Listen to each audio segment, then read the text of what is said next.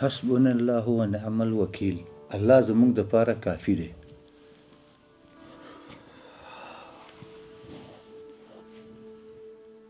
بس پلار جانه، نور مې طاقت ختم شو. هره دروازه مې وټکوله، کار نشته، پیسې نشته، ژوند راته لکه یو بنده کوټه شوی دی.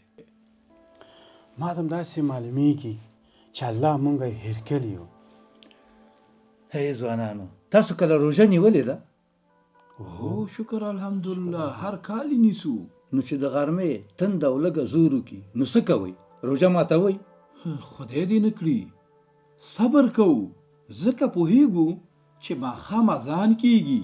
ژوند هم روژه ده بچیانو، خو سخت وختونه د غرمې تنده ده، خو که لږ صبر وکړو د رحمت اذان حتمن کیږي. الله بنده نه هیروي خو ازمایي یې. ډیره زیاته مننه حاجي صاحب. موږ به دا هوډ وکړو چې تر اذان نه مخکې تسلیم نشو، ځکه تا موږ ته راوښوده چې د هرې تیارې پسې رڼا حتمن وي. همت به د لاسه نه ورکو وروره. آفرین ځوانانو، سخت وخت همیشه نه پاتې کیږي.